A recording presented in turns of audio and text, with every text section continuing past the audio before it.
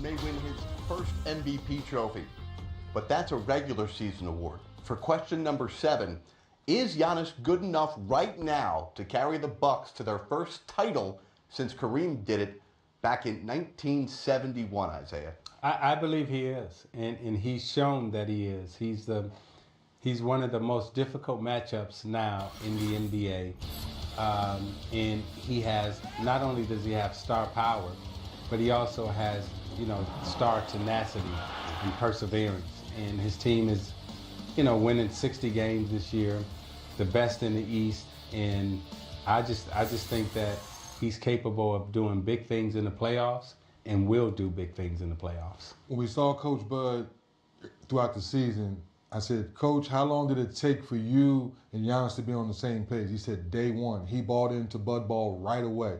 So when great players are willing to work hard on both ends of the floor, share the basketball, and then management goes out and put the pieces around you, that's what I've been most impressed with. Yes, Middleton's all-star deservingly. Bledsoe got the extension of his contract deservingly.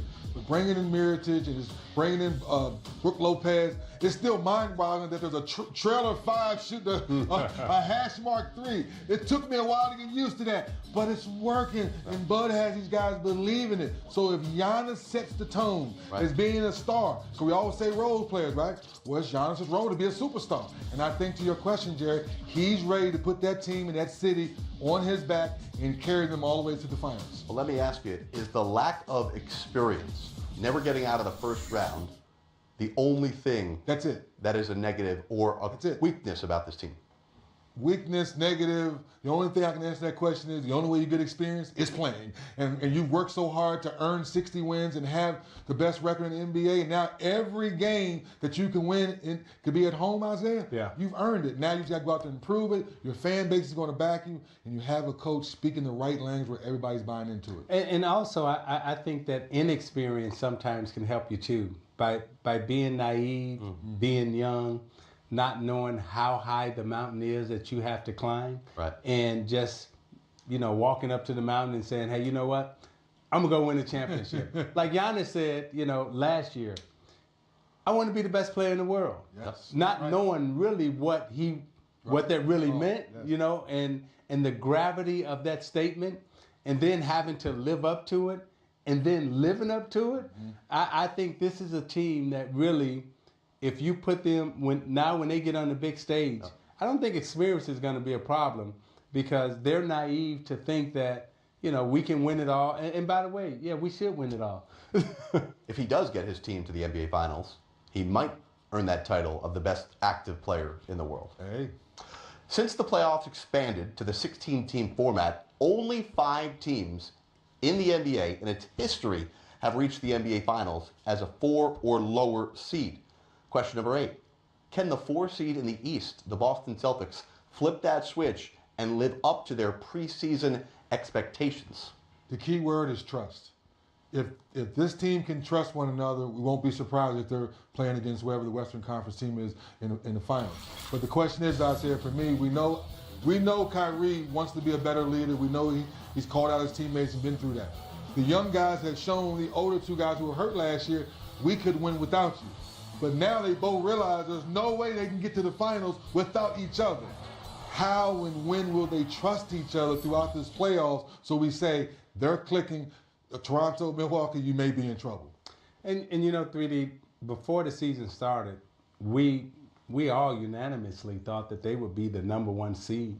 And I think all of us are surprised and shocked that they're the 4th seed right now. The other thing is, before the season started, they didn't have Kyrie Irving. They went to the Eastern Conference Finals without Kyrie, without Hayward last year. Yep. And so the expectations of this team to be the number 1 seed, they weren't out of line, because you were adding 2 All-Stars.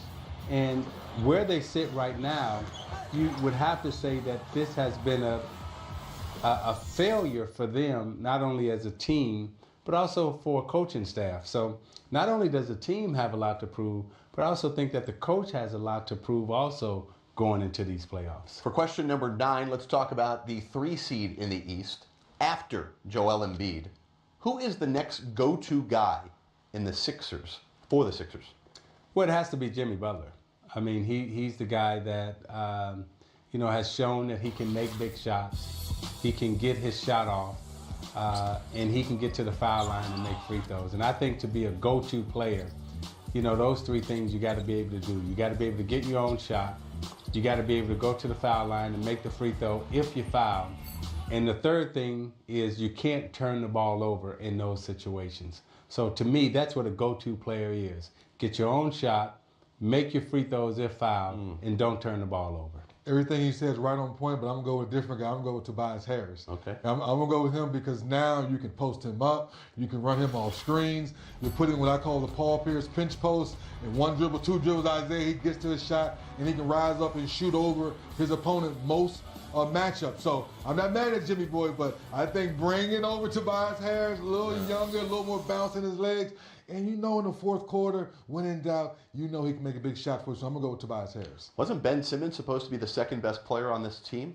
Second best talent, yes, as we say. I don't know about overall player yet, Isaiah, because he's still working on other facets of the game. Right. Talent, that word, I would say yes. But I still think Tobias Harris and Jimmy are better scorers down the stretch. Yeah, and you hit the key word, talent, overall talent. But when you're talking about scoring the basketball, he scores, and I'm still not sure how he scored. Right. But every night he's ended up with 15 to 18 points. Right. But when you talk about at the end of the game and you got to make a 15 to 18 foot shot, he's probably not the guy you're going to go to. Well, listen, sometimes he looks like he's allergic to the basketball late in the game because you mentioned your second point was free throw shooting. You got to make free throws. So how does the point guard not have the ball in his hand in the last 2 minutes of a close game? At the start of the season, when we did our predictions, that was the one thing that I said about Simmons.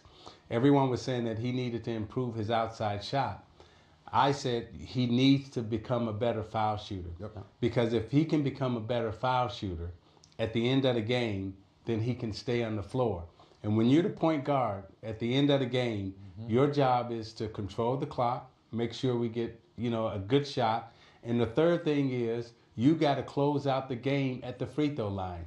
Most games are closed out at the free throw line, and it's usually the guard's job to go to the foul line and knock down foul shots in crunch time. The only thing I'm adding, Isaiah, the fourth thing would be most nights you dominate your man on the boards. So why are you not getting extra offensive rebounds and get right back to the free throw line and get easy too? If you can do little things like that, to Isaiah's point, then you take Philly a little more seriously. Be a huge added bonus for the Sixers if Ben Simmons was able to hit some right. clutch free throws. Yep. Maybe eventually hit some deep threes.